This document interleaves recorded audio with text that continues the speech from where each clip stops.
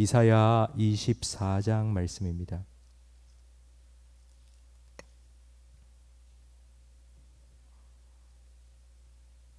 이사야 24장 14절부터 23절까지 한 절씩 교독하겠습니다.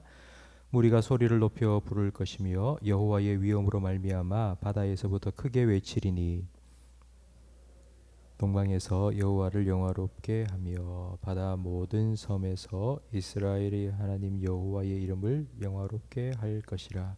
땅 끝에서부터 노래하는 소리가 우리에게 들리기를 의로우신 이에게 영광을 돌리세 하도다. 그러나 나는 이르기를 나는 쇠잔하였고 나는 쇠잔하였으니 내게 화가 있도다. 배신자들은 배신하고 배신자들이 크게 배신하였도다. 땅의 주민아 크게 함정과 올무가 내게 이르렀나니 두려운 소리로 말미암아 도망하는 자는 함정에 빠지겠고 함정 속에서 올라오는 자는 올무에 걸리리니 이는 위에 있는 문이 열리고 땅의 기초가 진동함이라. 땅이 깨지고 깨지며 땅이 갈라지고 갈라지며 땅이 흔들리고 땅이 취한 자같이 비틀비틀하며 원두막같이 흔들리며 그 위에 죄악이 중함으로 떨어져서 다시는 일어나지 못하리라. 그날에 여호와께서 높은 데에서 높은 군대를 벌하시며 땅에서 땅의 왕들을 벌하시리니 그들이 죄수가 깊은 옥에 모임같이 모이게 되고 옥에 갇혔다가 여러 날 후에 형벌을 받을 것이라. 그때에 달이 수치를 당하고 해가 부끄러워하리니 이는 만군의 여호와께서 시온산과 예루살렘에서 왕이 되시고 그 장로들 앞에서 영광을 나타내실 것임이라. 아멘.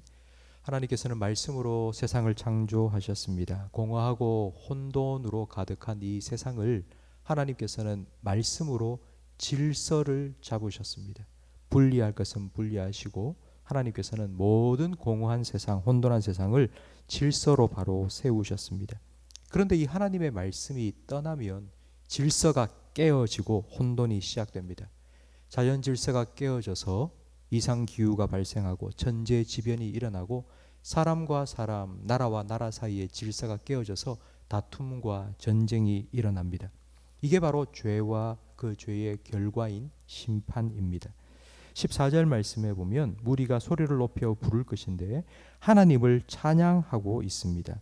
심판 중에서도 이런 심판 중에서도 하나님을 노래하고 찬양할 수 있는 사람들은 누구이겠습니까? 심판 속에서도 하나님을 잊지 않고 바라보는 사람들입니다. 난리 속에서도 임마누엘의 약속을 신실하게 지키시는 그 하나님을 믿고 의지하는 사람이 난리통 속에서도 하나님을 노래할 수 있습니다. 하박국의 찬양을 아마 여러분 잘 아실 겁니다. 무화과 나무 잎이 마르고 포도 열매가 없고 외양간에 소가 없다 할지라도 나는 나의 구원의 하나님으로 인하여 기뻐하고 즐거워하겠노라. 노래하고 찬양했던 그 하박국처럼 여러분도 이 폭염과 그리고 또 장마와 홍수와 코로나 속에서도 여전히 우리와 함께 하시는 하나님 바라보시고 그 하나님으로 인해 기뻐하시며 하나님을 찬양하시기를 주님 이름으로 축원합니다. 이렇게 하나님을 찬양하고 있는 중에서도 계속하여서 하나님의 심판은 진행됩니다. 24장 앞부분에서는 기근과 전쟁의 심판이 있었는데 이제 18절 그리고 19절 말씀에 보면 이 땅에 지진이 일어납니다. 18절 마지막에 땅의 기초가 진동함이라. 땅이 깨지고 깨지며 땅이 갈라지고 갈라지며 땅이 흔들리고 흔들릴 것이라고 말씀하십니다. 땅이 갈라져서 그 위에 살던 사람들을 다 집어삼켜 버립니다. 하나님께서는 우리에게 생육하고 번성하며 충만하고 다스리라고 땅을 주셨습니다. 그러니까 하나님의 복을 누리며 살아가야 될 이 땅이 이제는 땅이 갈라져서 사람들을 삼켜버리는 그런 심판의 도구가 되어버린 것입니다. 이 심판의 때 땅이 갈라지고 사람들을 삼키는 이 심판의 때에 우리의 발을 든든히 받쳐주고 우리를 안전하게 지켜줄 수 있는 반석과 피난처가 있다면 얼마나 좋겠습니까? 이렇게 흔들리는 세상 속에 여호와 하나님께서 여러분의 반석이시며 피난처이심을 믿고 살아가시기를 바랍니다. 하나님의 심판은 이제 하늘을 향합니다. 21절 말씀에 그날에 여호와께서 높은 데에서 높은 군대를 벌하시며 땅에서 땅의 왕들을 벌하시리라고 말씀하십니다. 이 높은 군대는 하나님의 말씀을 거역하고 이제 악한 영들이 된 천사들입니다. 하나님을 대적하는 악한 영들, 즉 그들을 하나님께서 심판하시는데 이들과 결탁해서 하나님을 거역한 땅의 왕들과 함께 이들은 옥에 갇히게 되고 때가 되면 형벌을 받게 됩니다.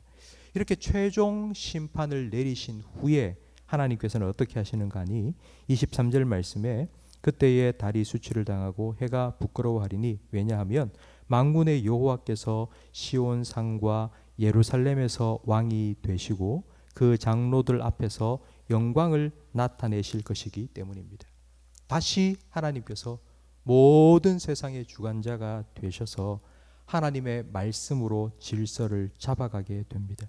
성도 여러분, 하나님의 심판, 저는 요즘 뉴스를 보면서 진짜 마지막 때가 가까웠다는 생각을 떨칠 수가 없습니다. 전 세계 곳곳에서 난리 이렇게 심각한 때가 더 있었습니까? 우리가 살아오면서. 주님 오실 날이 점점 가까워지고 있습니다. 그런데 왜 이런 심판이 일어날까요? 왜 이런 주님께서 가까이 오실 때 이런 징조들이 나타나는 걸까요? 그 이유는 회복입니다. 회복. 하나님의 심판의 목적은 그냥 세상을 멸하는 것이 아니고 회복입니다. 죄와 악으로 더럽혀진 이 땅을 깨끗하게 하나님께서 정화시키시고 다시 에덴을 회복시키기 원하시는 것. 그것이 바로 심판의 목적입니다.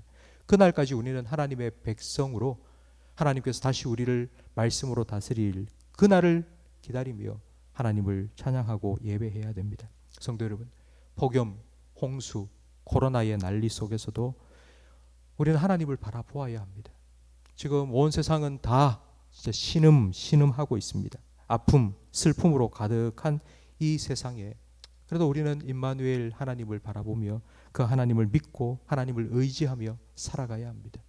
밖에는 천둥 번개가 치고 폭우가 쏟아지고 있지만 아빠가 운전하는 차 뒷자리에서 어린 아이는 곤히 잠잡니다. 그 어린아이처럼 우리 인생의 핸들을 하나님께 맡기세요. 우리가 할 수 없습니다. 하나님께 맡기세요. 하나님께서 여러분의 인생 핸들 붙잡고 계십니다. 여러분 하나님 뒷자리에서 하나님께 맡기고 하나님 주시는 참된 평안을 누리면 됩니다. 그 하나님 찬양하면 됩니다. 우리의 반석이시오 우리의 피난처 되신 하나님 의지하시고 그 하나님을 예배하며 하나님께서 말씀으로 여러분의 삶에 어떻게 질서를 잡아가실지 기대하시면서 오늘도 그 하나님을 믿고 의지하며 살아가시기를 주님의 이름으로 축원합니다. 기도하겠습니다.